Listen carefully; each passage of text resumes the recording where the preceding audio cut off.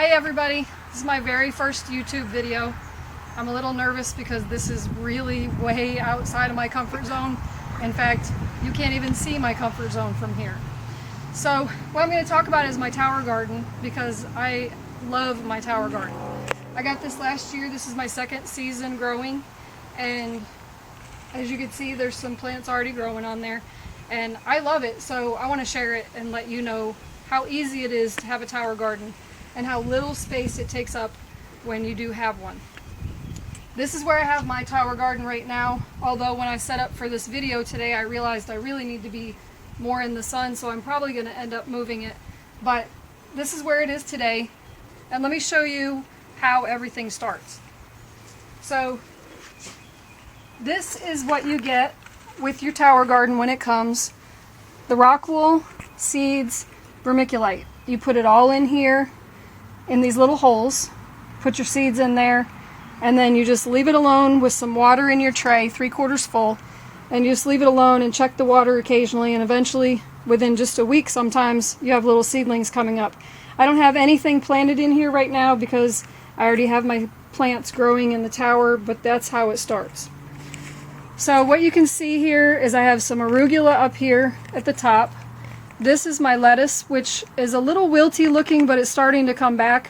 When you plant them from your rock wool to your tower, a lot of times you'll lose a little bit of the vitality, but it comes back once you get everything running and going well. These are my tomatoes down here, and you can see there are several plants in each one. That's because when you get your tower garden seeds, it tells you to plant 2 or 3 in each hole, assuming that they're not all going to grow. Sometimes they all do grow, so I'm not sure how that's all going to work out, but I've got plenty of tomatoes. These are my peppers, and of course if you come around the side over here you can see that it goes all the way around. You get 20 plants that will grow in a standard tower garden. You can get the extension, which will add another 10 spots, and it's over 6 feet tall when you get to that point. I started out with the basic tower garden, which is your whole setup that you see here.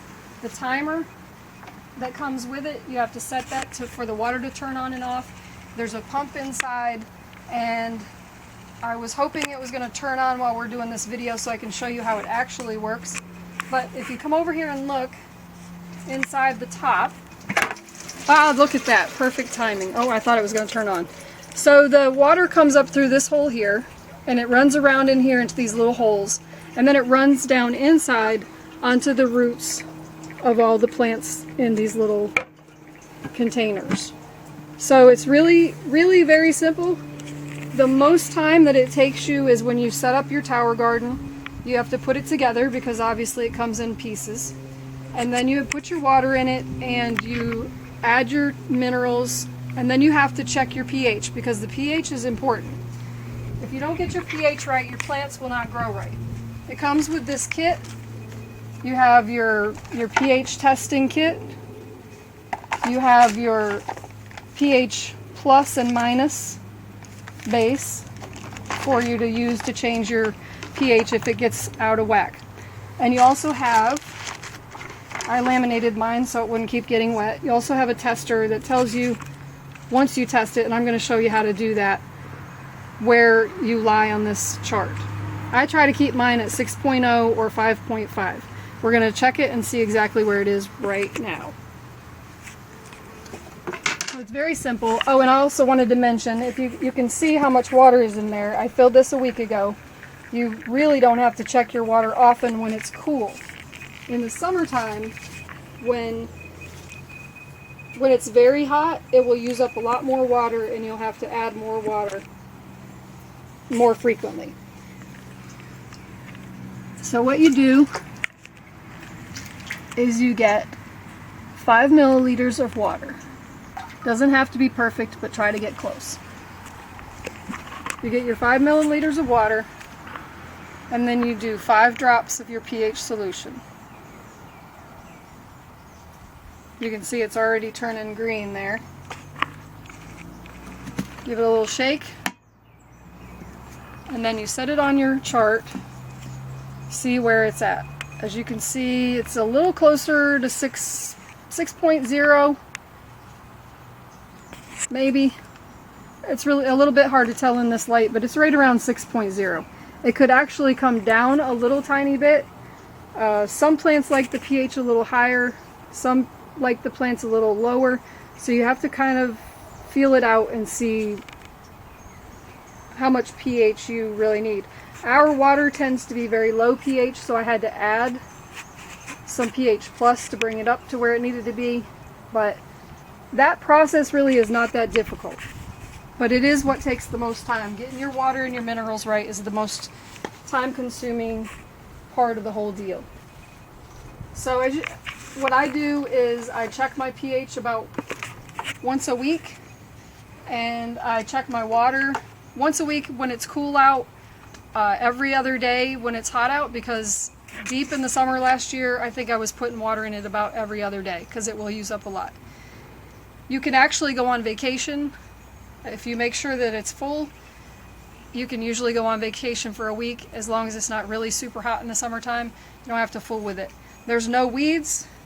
The pests are minimal. Of course, if you have it outdoors, you still have to watch for bugs and worms and things like that. But I didn't have any problems with any type of bugs or worms or anything like that last year. I got tons of tomatoes. I got plenty of peppers. One thing I learned last year that didn't do last year, I'm going to do this year, is to trim the tomatoes, because if you don't, you get a lot less fruit. So that's pretty much it. If you think you can't grow something, I'm telling you, this is so easy, and you don't need a lot of space. You don't need 5 acres of land to plow up so you can have some fresh vegetables in the summertime, and you can plant this indoors in the fall, winter season when you can't grow outdoors.